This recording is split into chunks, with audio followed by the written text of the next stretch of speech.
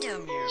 Hi, welcome to this week's devotional where I get nuggets from scripture and just share to encourage you as you get in through your week.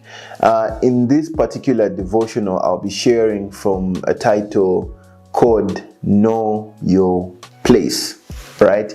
And I'm getting this from the book of John, John 3, verse 22 to 30, and it reads, "Then Jesus and his disciples left Jerusalem and went into the Judean countryside. Jesus spent some time with them there, baptizing people. At this time, John the Baptist was baptizing at Ainon, near Salim, because there was plenty of water there and people kept coming to him for baptism." So here's a note. This was before John was thrown into prison. So a debate broke out between John's disciples and a certain Jew over a ceremonial cleansing. So John's disciples came to him and said, "Rabbi, the man you met on the other side of the Jordan River, the one you identified as the Messiah, is also baptizing people, and everybody is going to him instead of coming to us." John then replied and said, "No one can receive anything unless God gives it from heaven. You yourselves know how plainly I told you I am not the Messiah. I am only here to prepare the way for him. It is the bridegroom who marries the bride, and the bridegroom's friend is simply glad to stand with him and hear his vows. Therefore, I am filled with joy at his success. He must become greater and greater, and I must become less and less." This is a very iconic scripture, and I believe there's a lot of things that we need to learn, a lot of things that we need to understand from this incident, right? And like always, I'm going to share with you 3 points that I've learned or picked up from this particular incident, right? The first thing that I'd like for you to know is you will get what's yours, right? Whether it's in your workplace, whether it's in your business, in your ministry, in your family, in your relationship, you will get what's yours. And look to God for you to get what is yours, right? In this incident, we see John the Baptist clearly tell his disciples, because what was happening here was John the Baptist had been doing something, then some other guy pulled up, then he baptized the guy, and the guy starts doing the very same thing John is doing, but more people start moving or flocking to this other guy called Jesus, right? So his disciples naturally just get, this guy that we had baptized is now getting more people to move towards him than us. But the beauty about this is that John knew his place, and he clearly tells his disciples, "I clearly told you I am not the Messiah. I am the one preparing the way for him."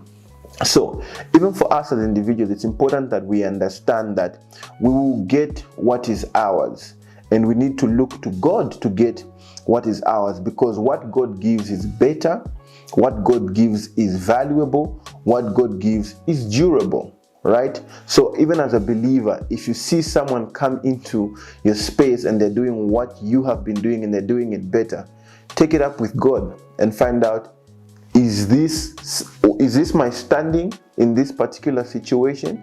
That way it gives you peace, right? The second thing that I'd like us to learn from this particular scripture, from John specifically, is be true to yourself. Because if you're true to yourself, you'll be able to be true to your other people. John was so true to himself, he knew he was not the Messiah. He was so true to himself that he was able to tell his followers, "Look guys, I'm not the Messiah. This guy has come here and he's doing great things.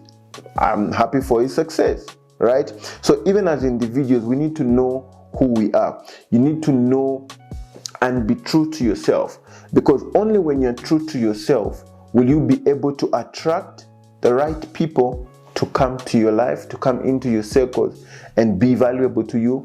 Only when you're true to yourself will you get rid of the unnecessary stress, the unnecessary chaos in your life. Some of the chaos that we get to attract as individuals is because we're not being true to who we are. We're not being true to ourselves.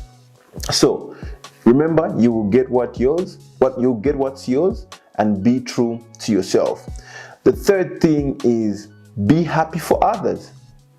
Be genuinely happy for others. We see John in this particular scripture say, hey man, I'm happy that he's being successful. I pray that he becomes greater and greater, and I become lesser and lesser, right? We need to start and learn to practice being happy for others.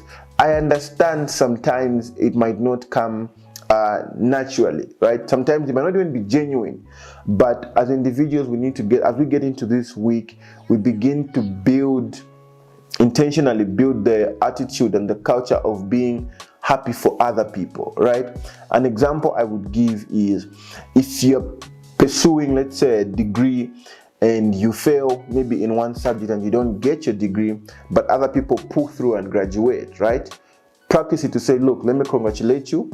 Let me send you a message, right? I know it's very tricky because it's in a place where you feel like you're a failure, but you have to intentionally drive yourself to celebrating other people who've been successful at the very thing you failed. So, of course, it comes with a lot of practice, and it will only start coming naturally after you practice it a number of times over a particular period of time, right? So, what am I talking about here? Remember, I'm sharing with you knowing your place in life.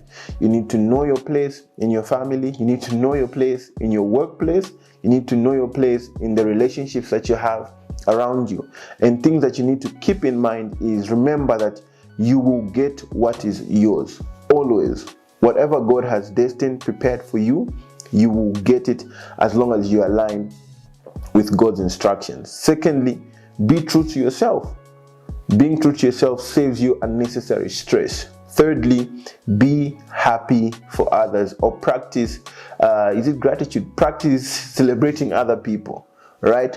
Something that you can do is reflect on recent activities. Reflect on what are some of the happy things or things that have gone well for people around me, and start congratulating them, start saluting them, start celebrating them, right? You're beginning to build a culture of you being gratitude, you being a happy person, you being a person that celebrates other people's success. So this is what I wanted to share with you in this weekly devotional, just for us to remember to know our places. I hope you have a good day. I hope you have a great week. I hope you have an effective week. And remember, catch a fire in order for you to cause a fire. Enjoy your week.